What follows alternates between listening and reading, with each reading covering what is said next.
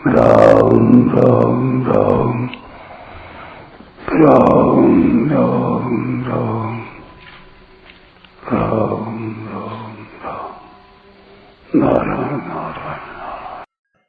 संबंध। अब तक उन मनुष्यों की बात बताई जो शास्त्र विधि को न जानने के कारण उसका अज्ञता पूर्वक त्याग करते हैं, परंतु अपने इष्ट तथा उसके यजन पूजन में श्रद्धा रखते हैं। अब विरोध पूर्वक शास्त्र विधि का त्याग करने वाले श्रद्धा रहित मनुष्यों की क्रियाओं का वर्णन आगे के 2 श्लोक में करते हैं। अशास्त्र विहितं घोरं तप्यन्ते ये तपोजना दंभाहंकार संयुक्ता कामराग बलान्विता कर्षयन्त शरीरस्थं भूतग्राममचेतसा मां चैवान्तः शरीरस्थं तान् विद्यासुरनिश्चया।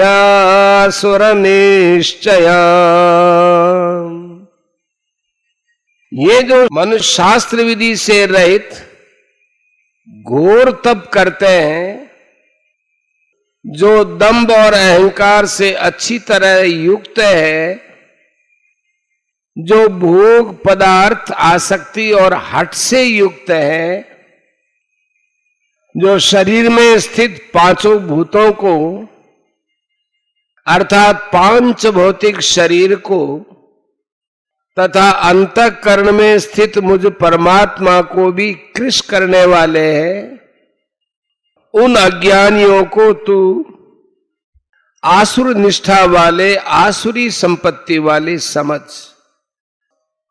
व्याख्या।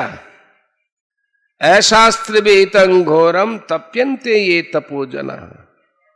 शास्त्र में जिसका विधान नहीं है, प्रत्युत निषेध है, ऐसे घोर तप को करने में जिनकी रुचि होती है, अर्थात उनकी रुचि सदा शास्त्र से विपरीत होती है, कारण कि तामसी बुद्धि अधर्मम धर्ममिति मन्यते तमसावृता। 18वें अध्याय का 32वां श्लोक। होने से वे स्वयं तो शास्त्र को जानते नहीं और दूसरा कोई बता भी दे तो वे न उसको मानना चाहते हैं और न वैसा करना ही चाहते हैं।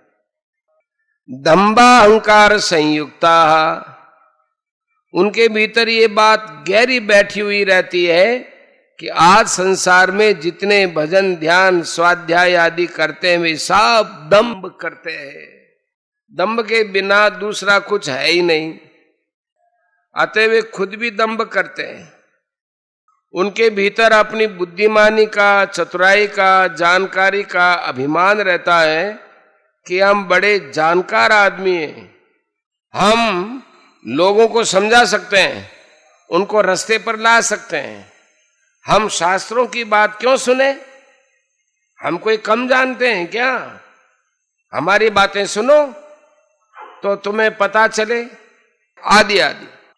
कामराग बलान्विता। काम शब्द भोग पदार्थों का वाचक है। उन पदार्थों में रंग जाना, तल्लीन हो जाना, एक रस हो जाना राग है, और उनको प्राप्त करने का अथवा उनको बनाए रखने का जो हठ दुराग्रह है वह बल है। इनसे वे सदा युक्त रहते हैं। उन आसुर स्वभाव वाले लोगों में यह भाव रहता है कि मनुष्य शरीर पाकर इन भोगों को नहीं भोगा तो मनुष्य शरीर पशु की तरह ही है।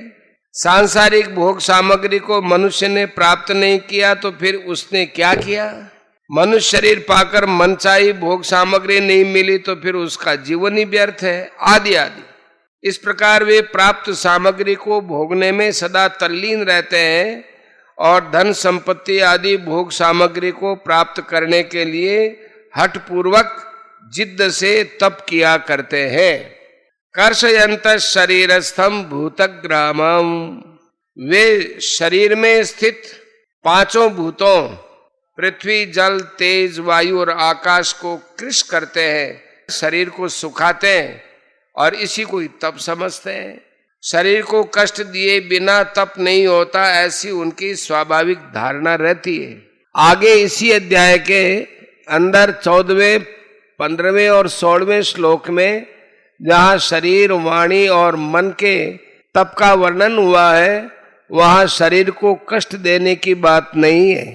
यह तप बड़ी शांति से होता है, परंतु यहाँ जिस तप की बात है वह शास्त्र विरुद्ध घोर तप है और अविधि पूर्वक शरीर को कष्ट देकर किया जाता है।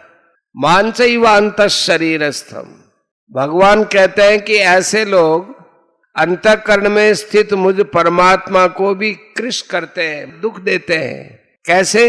वे मेरी आज्ञा, मेरे मत के अनुसार नहीं चलते, प्रत्युत उसके विपरीत चलते हैं।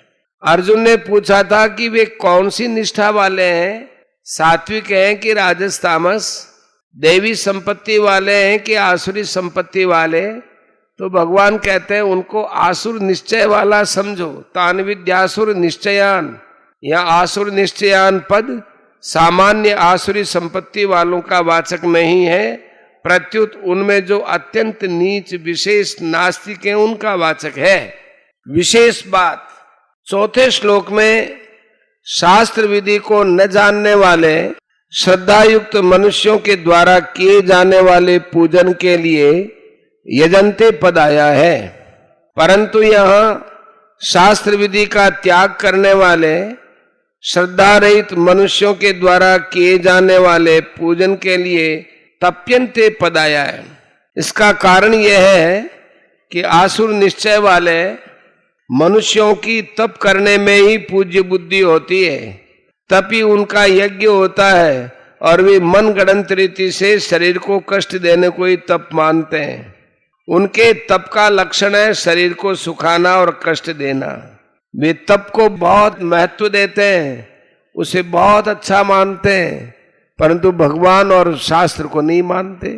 तब भी वही करते हैं जो शास्त्र के विरुद्ध हो। बहुत ज्यादा भूखे रहना, कांटों पर सोना, उल्टे लटकना, एक पैर से खड़े होना, शास्त्राज्ञा से विरुद्ध अग्नि तपना, अपने शरीर, मन, इंद्रियों को किसी तरह कष्ट पहुंचाना आदि आदि, ये सब आसुर निश्चय वालों के तप होते हैं। 16वें अध्याय के 23वें श्लोक में शास्त्र विधि को जानते हुए भी उसकी उपेक्षा करके दान, सेवा, उपकार, शुभ कर्मों को करने की बात आई है, जो इतनी बुरी नहीं है, क्योंकि उनके दान आदि शुभ कर्म शास्त्र विधि युक्त तो नहीं है, पर शास्त्र निषिद्ध भी नहीं है। परंतु यहां जो शास्त्रों में विहित नहीं है, उनको ही श्रेष्ठ मानकर मनमाने ढंग से विपरीत करने की बात है। दोनों में फर्क क्या हुआ?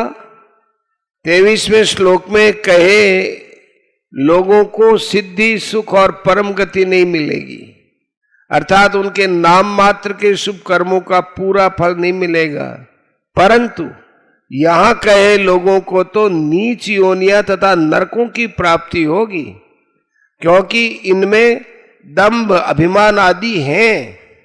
ये शास्त्रों को मानते भी नहीं, सुनते भी नहीं, और कोई सुनाना चाहे तो सुनना चाहते भी नहीं।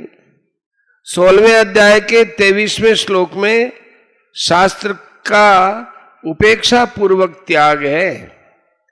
इसी अध्याय के पहले श्लोक में शास्त्र का अज्ञता पूर्वक त्याग है और यहां शास्त्र का विरोध पूर्वक त्याग है। आगे तामस यज्ञादि में भी शास्त्र की उपेक्षा है, परंतु यहां श्रद्धा, शास्त्र विधि, प्राणी समुदाय और भगवान, इन चारों के साथ विरोध है।